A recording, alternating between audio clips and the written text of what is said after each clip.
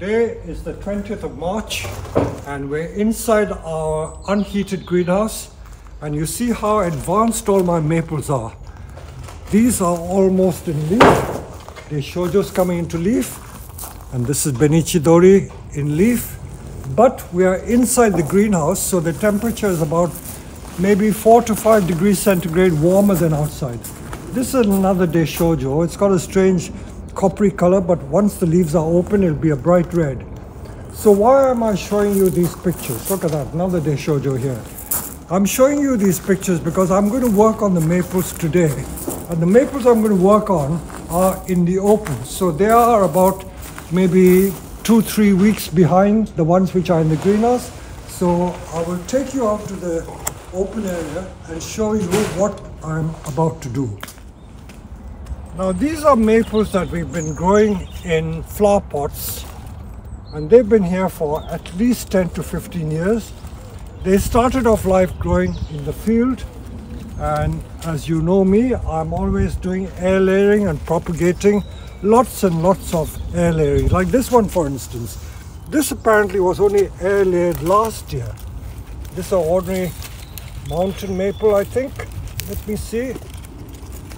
And I think these have all rooted well. So these are air layering. So we do propagate a great deal. But the point of showing you what I'm about to do is that I feel sometimes I'm a bit too greedy and I'm forever propagating by air layering, and the trees will never end up as bonsai. So what is the point of it? Now look at this one for instance. Look at that, it's got a lovely root base, and the bonsai probably is here. I could easily air lay this and get another tree here. So how long do I wait? That is the big question, you know. Should I wait forever? These are the difficult decisions I have to make. So I could wait another year and get an air layering out of this. It would be quite a nice tree. Let me look at another one and see what I should do, and to show you the sort of dilemma I'm faced with. This is another typical maple. We grow them in these flower pots so that we can transfer them into bonsai pots more readily. But you see how it has been breaking back, and the bonsai is virtually there. Beautiful Nibari and all that. And you can see the bonsai already forming here. So many possibilities. So what we would do is constantly keep pruning these back, pruning them back.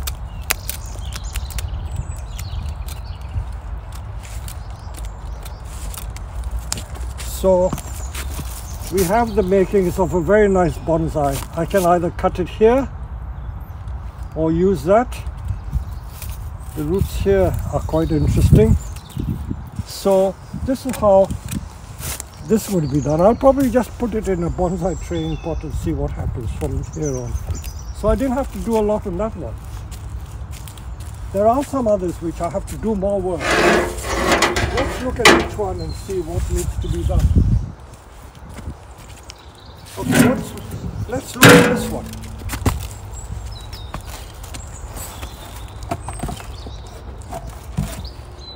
These are all like 45-50 liter pots.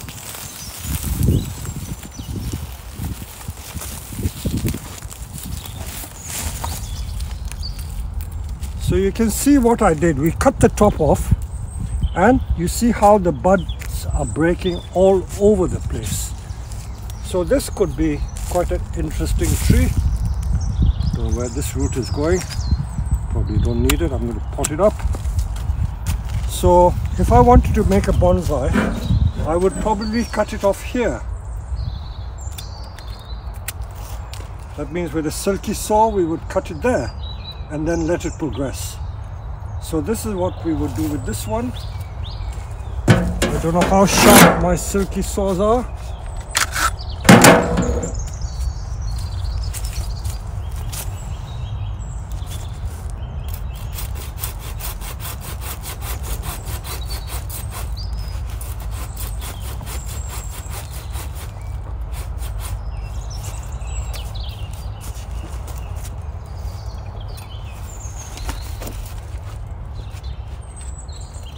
The point I'm trying to make is that we have to take decisions at some point.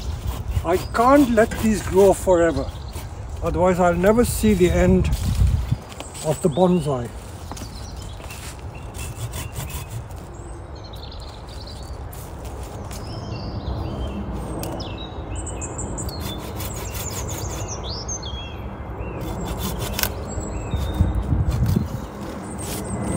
So this is how the bonsai is going to develop, either using this as the leader or this as the leader.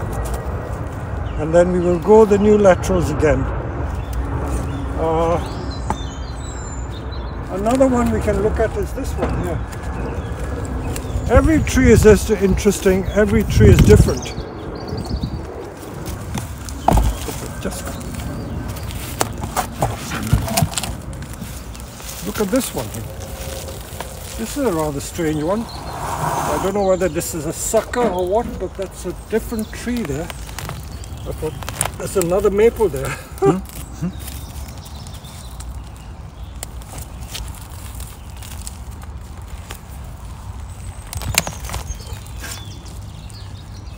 So what I'm trying to show you is the way I've created the new leader here.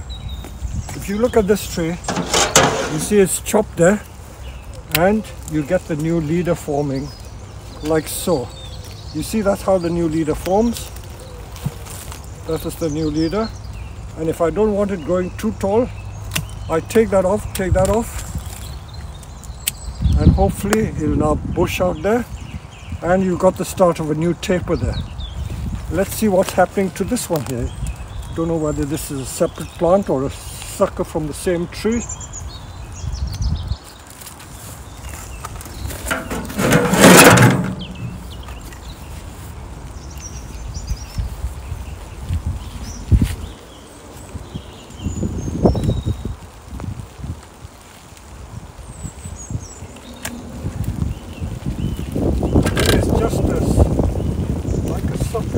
Another plant from there, so I got another maple there. So that's going to be a new bonsai with a new leader.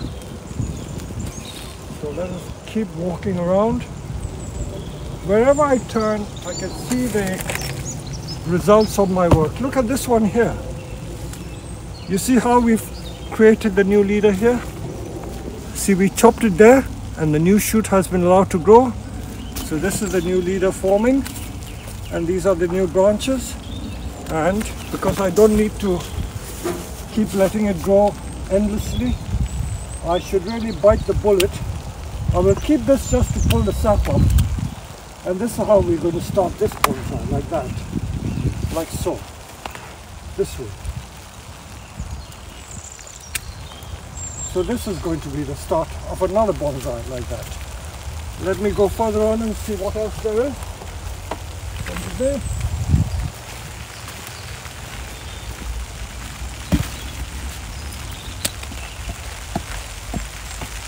It's starting to rain, but no matter, let's continue. There's another tree here. Look at this one. You can see where I cut it. If you have a look here, you see that's where I cut it, and we formed a new leader there. So this is growing up, and then we should shorten some of these branches.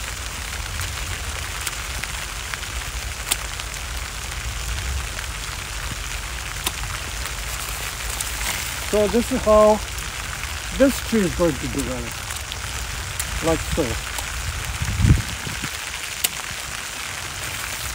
So you get the idea, it's constantly chopping. I don't need to turn too far. I can find trees almost anywhere I look. I will get you another one. All these are maples in different stages of being developed. Look at this lovely one here. And you see how,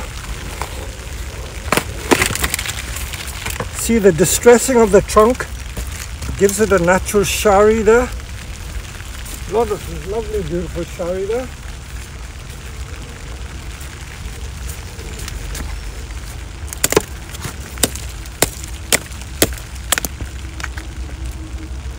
And you look at the twists and turns on this tree.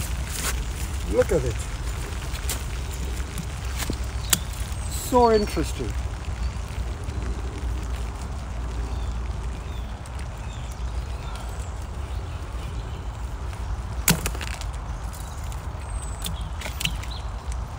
This one is probably spoiling the line, so I'll get this off. I'm just going to take the back one off because here the line of the composition is getting spoilt, so I'm going to take that off. Don't need that one. So you can see how that lovely shape is emerging. I can wire all these. So that's the start of another bonsai. So this is how we are producing all the maples. So continuing with my maple projects, the ones we grow in our field and then we dig them up in pots and grow them in pots, we fished out quite a few maples, so let me talk about some of them. Now I have two maples here, and they are, no, this is a mountain maple, this is a Deshoja. You can see these lovely red tips. I wanted to show you this tree because you look at this fine root here. This comes from air layering. Many people don't realize that air layering has many advantages. And one of the great advantages of air layering is that you get a lot of these fine roots all around the perimeter of the tree instead of thick roots like that that go straight into the ground. So this is from a seed or something. So this has not been air lit. It's just grown from a big seedling and grown big like this. So when you grow from seed and grow them in the field, you get thick roots, but if you grow from air layering, you get these fine radial roots. So this is going to be a very, very nice bonsai in time. So I brought this in, so all we're going to do is pot this up. You see, look at that lovely base. That's the new leader. I can arrange some of the branches, maybe this, probably cut that off. And this is going to be the progression of this tree. So there's not much to talk about with this tree. Now this tree, because the roots are so interesting, it could be a case for making an exposed root bonsai. Someone here was just suggesting that we make a root over rock. But root over rock is usually done with small trees and with fine roots which are draped over the rock. Once the roots have become atrophied like this, thick, you can't do much with it. So all you can do is what we call a bit of cheating and insert rocks to make it appear as if it's growing on a rock. But they are a bit too old to grow proper root over rock. So that is the sort of halfway house, or what we call cheating, you know, fake root over rock that you're trying to make. So root over rock is usually done with trees that have fine, thin roots which are draped over, not thick roots like this. So a tree like that would be better used as an exposed root. That means planted in a pot with all the roots exposed. I think the Chinese are very particularly fond of this sort of style, exposed root style. They like the look of these weird and wonderful, exotic looking roots. So there you are. This is going to be a nice little bonsai with branches like that and exposed root. We'll pot them up in a pot and show you the final results. Now this particular tree I show you because it's a customer's tree. This customer came on Saturday to show me this tree, but they wanted the roots exposed a little more. So all we'll do is tease the roots more to show some more roots. I'm talking about the exposed root because there are people who like roots. It may not be everyone's taste, but you have to respect people's taste. Just because you don't like it, it doesn't mean other people don't like it. And just because you don't like it, it doesn't mean that you are right. Other people can also be right. I found that as I've become older, I've learned to respect people's taste. I think it's very important to do that. If everything was the same, the world would be so boring. This is what you call the richness of diversity. So, because this dear customer wanted exposed roots, I'm going to expose some more root when I put it back in the pot so that the roots are more visible. So I will keep teasing away, and all I will do is expose more root and show it up. So I will show the tree when it is finely done. As we say, it's not usually rocket science. Also, at this time, when you're doing the repotting, it's always good to sort out roots that are all sort of over the place and not radial. So repotting time is a very good time to sort out ugly roots or untidy roots.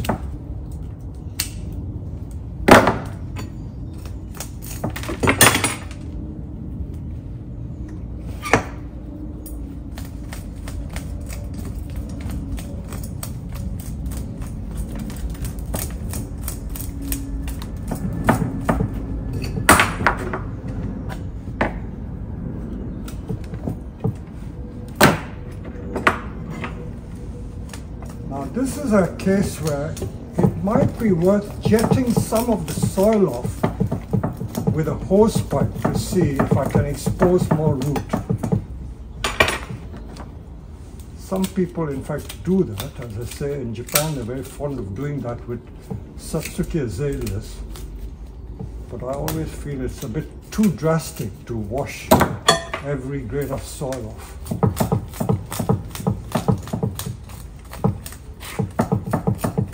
This is how I keep progressing, and then I will just show you before I put it in a final pot, because I need to raise it and expose more root.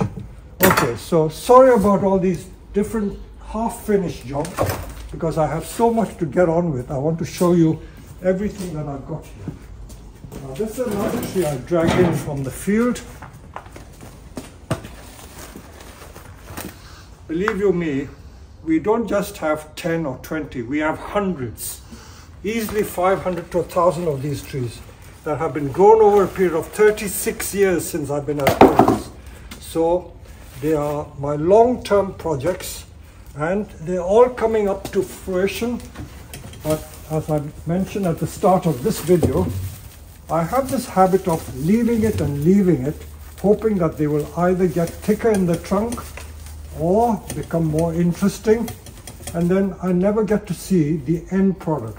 Now this, I think, is another example of an air layering, because it hasn't got thick roots and it's got lots of fine roots around the trunk. So I'm pretty sure this is one of my air layerings, and it is probably an air layering from a Benichi Dori. I can usually tell because air layerings have these fine roots growing from all around the trunk. And there is no sign of a thick taproot either. Okay, so we'll look at the telltale signs. If it is an air layering, we will be able to find the end where we air laid it and where we cut it off. I can tell straight away that it's an air layering because I can't find any taproot. All fine roots. These are the advantages of growing by air layering. Air layering has so many advantages, people don't realize how good it is to produce from air layering. You see, look at the roots. There's no sign of any taproot whatsoever.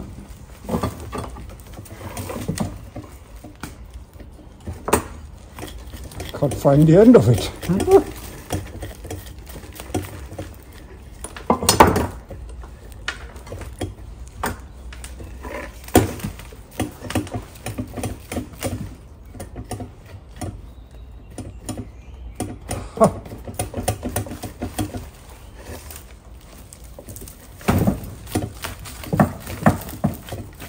I bet you we can find the moss ball as well if we prod around. But you see, planting in a flower pot has encouraged all these surface roots to come to the top, which doesn't help the radial root structure. You know, we want good radial roots. So it is just as well we've taken it out from there to deal with it. So look at the sphagnum moss here. This is the sphagnum moss, so this is clearly an air layering. Can you see the sphagnum there? Sphagnum moss, see? This is the sphagnum moss, this is the air layering from which the tree was taken. There you go.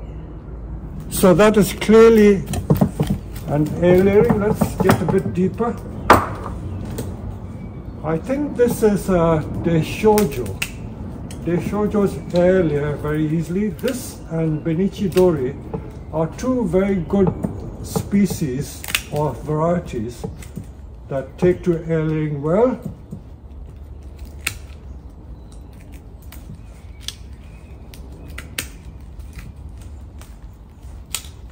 So I'm trying to create nice radial roots. There are such a lot of roots that I don't have to worry about taking too much of, because there is a lot. See how compact that lovely root ball is. Absolutely compact. But the roots are going all over the place. I want them flat and radial, not sprouting up.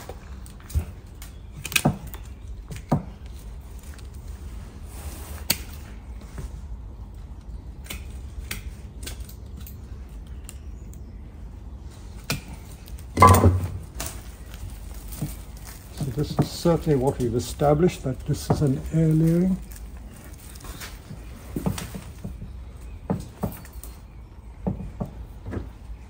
I don't want the roots to be popping up. The roots are so vigorous. Because I want that to be the leader, I'm going to chop the tree over here. Do you see how we've made the new leader? We cut it there, and then the new shoot is growing there, and we cut it here again. I don't know whether this is strong enough.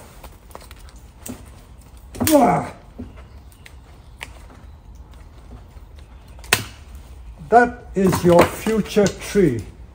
Can you see how it has been made?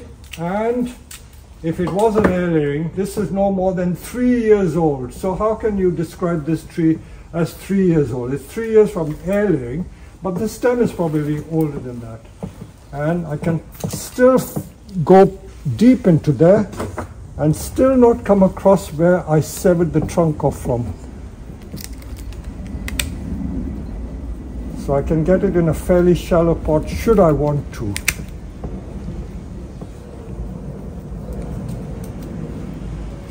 The trouble with air layerings is that one becomes so greedy that you're always wanting to keep air layering, and you don't know when to stop, you know.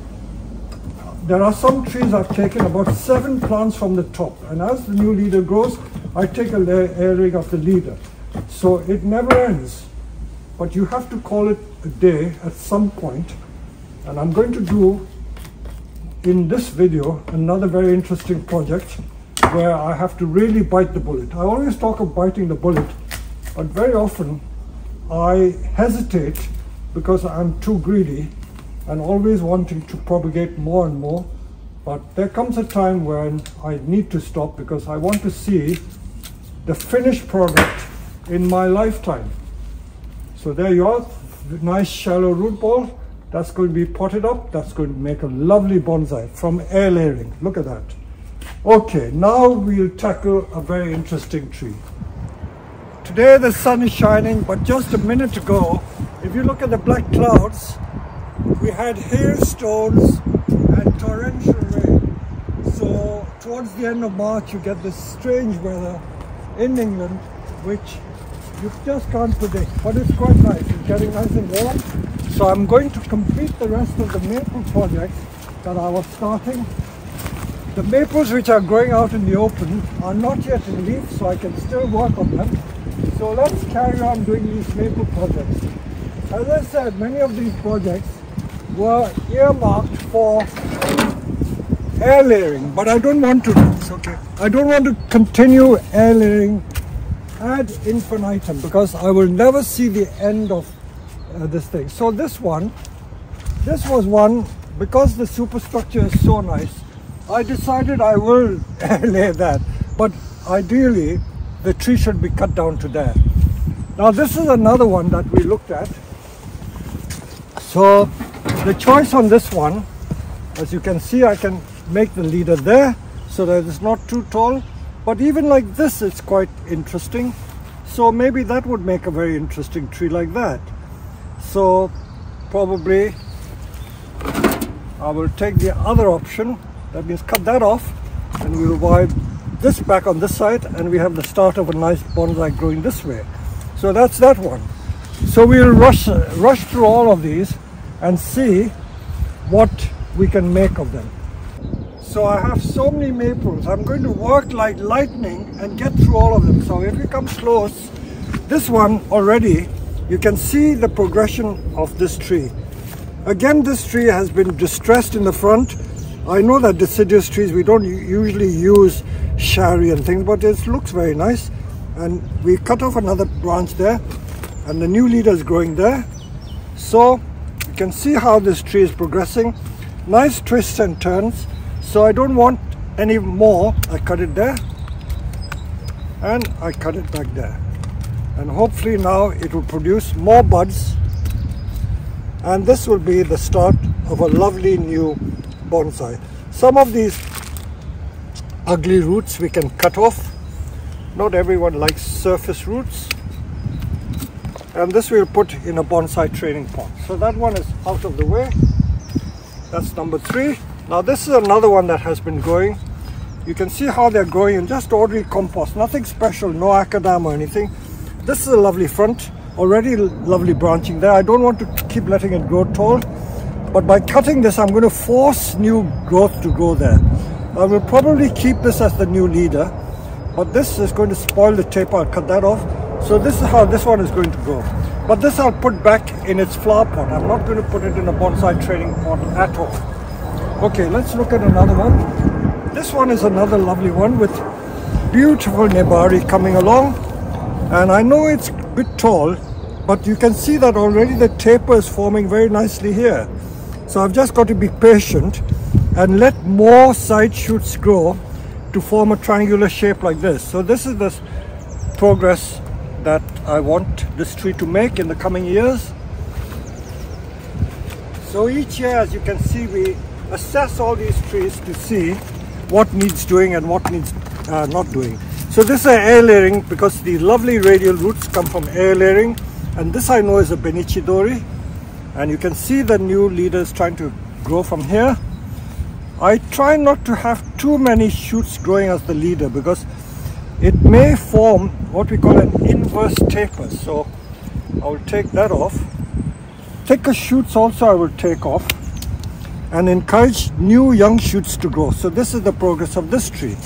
So another few more years to wait on that one. Now how about this one? Let's look at all. This is a mountain maple. So this one, you can see how you see I've got a choice of 2 leaders here. I can make a leader here, or I can make a leader here. One or the other. I think if I make a leader shorter, then I won't get such a tall tree. So as I say, I will bite the bullet, and with the lopper I will chop that off and let the new leader go from there. You notice what I do when I cut it, I never go close to the new leader. Many of you would be tempted to cut it there, but if you cut it there, it may die further back. But if I cut it here, about 3/8 of an inch, if there's any die back, it'll die to this point. So that's a good thing to remember. Don't cut it too close. So that's a useful tip I can pass on to you. And try not to have too many shoots growing there, because if you have too many shoots growing there, you can get inverse taper. So that is that one.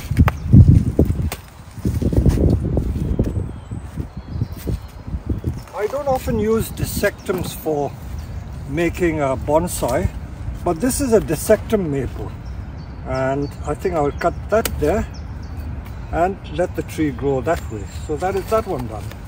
So that's done for another year. So all these trees, if you can see how we make the taper, tedious job, but you see I cut it there and cut it there to get taper, and hope that the new leader will grow from there. So with this one, all I do now is to take the tips out to encourage more budding, and hopefully you get more buds there, and that will be the future of that tree. Let's go through all of them. This is another tree. So you must be getting bored with me telling you the same old story. So this one, you can see what I've done here. I've cut it off there and it's died back very nicely there. I can go back further if I wish to clean it up with a branch cutter. And then you can see how the leader is growing. This is a new leader that has grown only last year. So you get a lovely taper. So if I don't want to grow too tall, I cut it back there. So that's just forming a taper for the new bonsai there. Let's look at this one. This is quite an old one. Again, I think this is an air layering. Look at the beautiful base. It's got a lovely lean to the tree. Going that way, I can wire the branches down. I don't want vertical branches growing there, so I cut that off. And hopefully I get a new leader there and more branches there. So this is how this tree is going to be formed. You can see where I've cut it down, the wood just naturally rots to that point and it calluses over. And once it calluses over, you don't have to worry. There's no worry about the tree dying or anything. They callus quite well. So that is that one. So you can appreciate what a long process this is. I could be waiting years and years and years for the end result. Now with this tree, if I don't want to wait too long, look at this tree. It's a bit too tall. If I want a tall bonsai, I can have a tall bonsai. But if I don't want a tall bonsai, and if I don't want to air layer anymore, I will cut it there. Okay, I won't cut it flush back. I'll cut it there. And this is your new leader coming. So this is going to be this short. So that's that one done.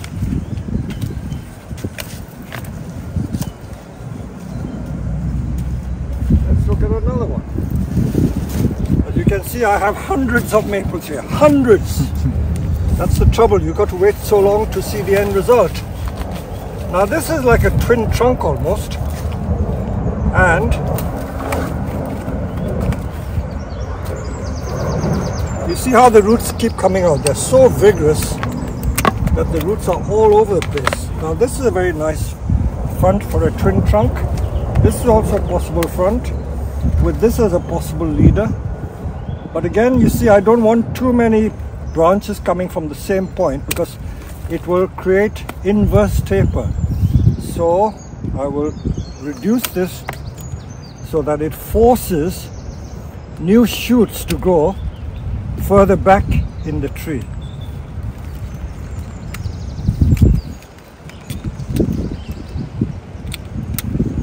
And that's what I hope the tree will do.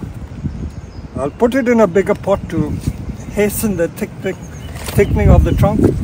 So wherever I turn, you will see interesting trees, interesting things to do.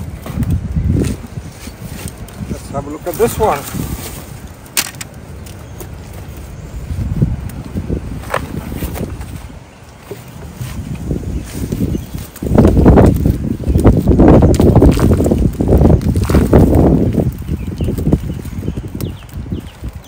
Okay, now this one, if you look closely at the tree, there are so many options. Where I cut it initially, it's already started callousing. So you have a choice of making that the leader or this the leader. So many choices. Let's knock that dead bit off. Okay, so I can either make this the leader or this the leader. So which one shall we choose? It's nice to have options. It would be a sad day if you had no options, isn't it?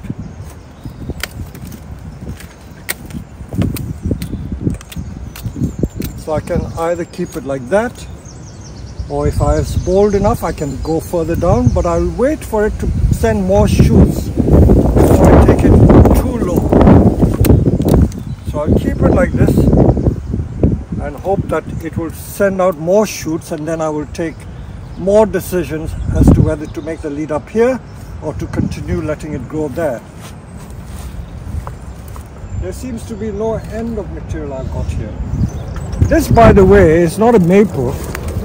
It's English elm that we air layered. That's the top of the layer. Yeah, top of another air layer.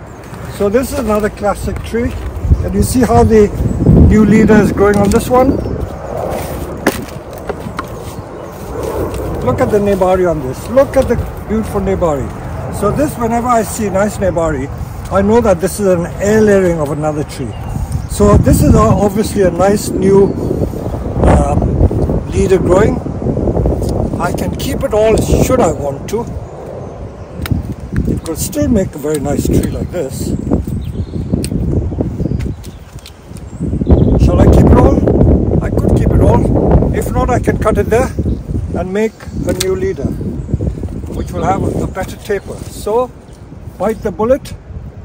You notice I'm not cutting flush. I'm always leaving about 1/4 inch so that it'll die down to that point. There you go. So that is how we make the taper on that tree. Okay, we've got so many trees that we have to work on. Now this one doesn't need much doing. It's already coming along quite nicely. You can see how I cut it there. A new taper grew, and I cut it there. New taper grew, I cut it there, so new taper grew. So this is already well on its way. Now let's look at this one. So many interesting trees. Now this one, you can see where I cut it and it's died back to that point. As I say, if you cut it high, it'll die back further. So I can make it a short tree like that. Or I can continue letting it grow. I don't know, I might cut it there.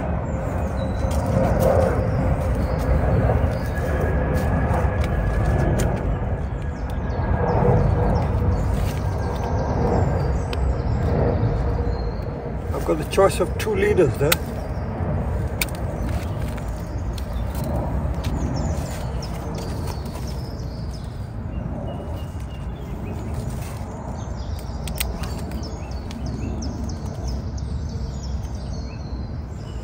It's a difficult decision. I'll let all 3 go this year to see which is the strongest, and then I cut it off. But meanwhile, I can even saw it off over there and not let this grow. So there's many options. Again, I'm afraid to take the decision straight away because there's so many options.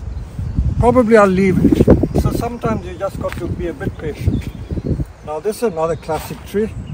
Look at it, the base is quite nice, but do I want it to keep growing and growing? No, let's cut it down to there. Make new shoots. Another tree like this one. Look at this. It's got lovely twists and bends.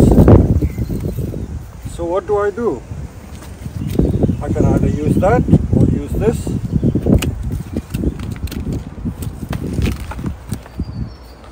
Maples are not often used for literati, but you see it's got a literati character to this tree.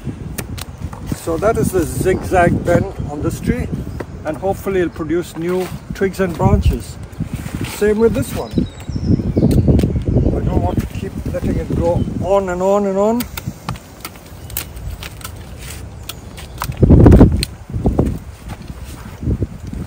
You see how it dies back. You see I cut it there and it dies back to that point. So you can see the reason for cutting it higher than the junction that I wanted to grow from. So that is the start of another tree like that. Now this is another one which is quite chunky and low. And you can see how the new leader is growing on this one. Look at it. You see where I cut it back? I must have cut this about 2-3 years ago.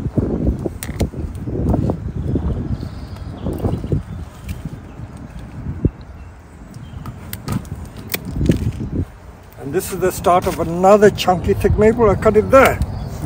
And that's going to be a nice chunky thick tree.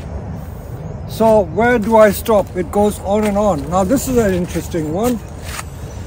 Look at the base on this tree.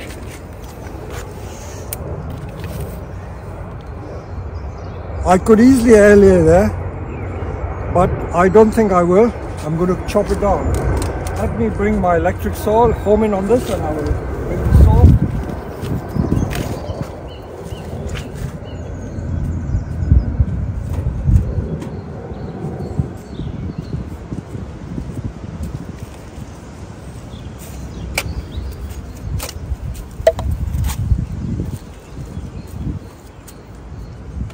I have to lift it. Okay, so with this one, I don't want to let it go on and on and on, so I'm going to cut it somewhere there. I won't go back to this point in case it dies back there, so I'll cut it there.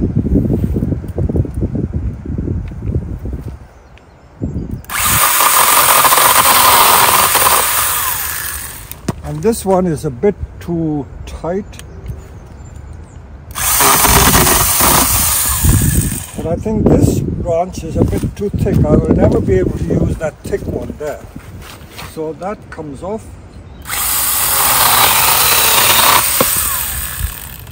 In fact, I can cut it there, but it might become like a twin trunk tree. So that's the decision on that one. Now this one is so interesting here. This is a leaning tree. It's not often you get a leaning tree, but I think it's going to look quite nice. A leaning maple. Lovely. Quite nice, isn't it? Going that way. See, that will naturally rot, so that will be put in a training pot, and let's see what happens to that one. So nothing to do with that one. So that will become a nice tree in its own right. Okay, let's look at so many. Now that we are on a roll, let's look at this one here. This is another nice tree.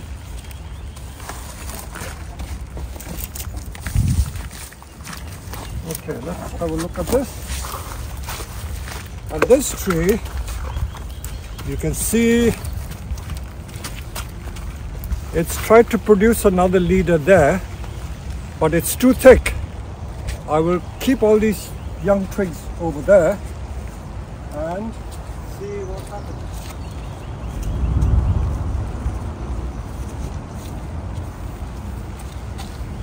So this thick one is doing nothing, so let's get rid of that. Hey! Look at that little oak tree here. All these are seedlings for free. So this will be potted up. So this is the front of the tree. Look at it. Like so. This will be there like that. Okay, so that's that one done. Now this is a rough bark or Arakawa maple. It's still alive up to there. Depends whether I wanted that tall or not, but because it's an Arakawa, I will probably air layer it because they're very rare trees. So I will air layer it. It's still alive there, but this part is probably dead. No, this is alive. This is alive. This is all alive. Yeah. It's just that the rough bark makes it look brown. So this I will air layer because I don't want to do anything to that. It's too rare. Now this is quite interesting, like a multi-trunk. So this is a classic case of judicious pruning. Pruning in the right place. Okay. How do I know what to prune?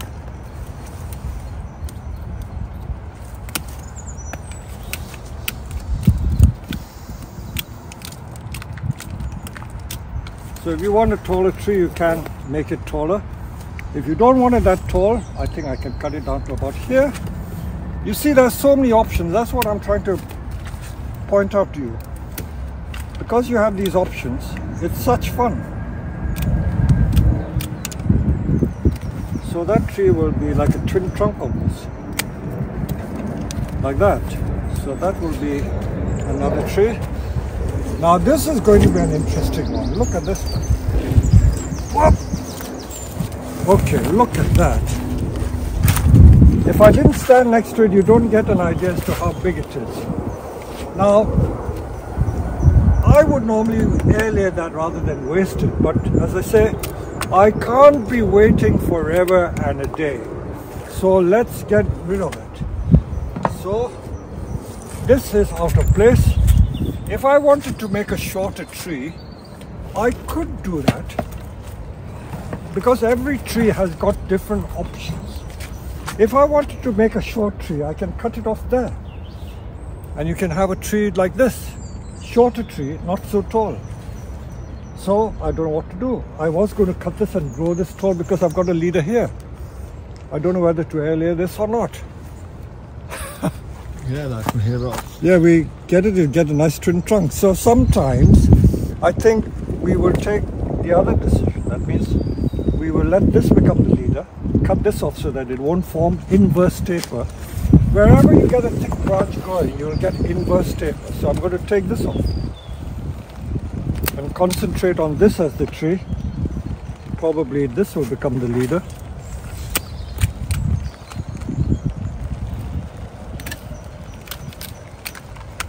So this will be the new tree over here, like that.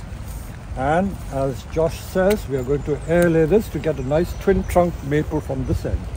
Okay, so I decided not to bite the bullet on that one. So wherever we go, look at this one.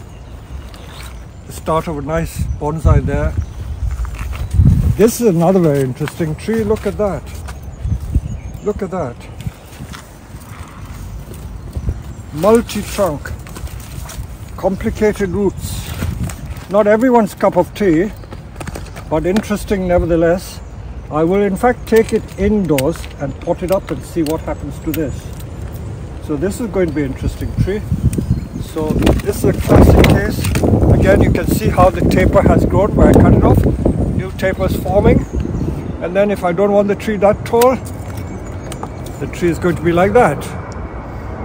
Okay, so we've got our work cut out. Look at this. Scores of trees waiting to be done. So this is how we produce all our own maples. For those who think that I only import maples, that is not the truth. We produce all these maples ourselves. Look at that beautiful tree. You see progressive cutting, and you see the superstructure. They're all ready to pot up. Like these are too tall.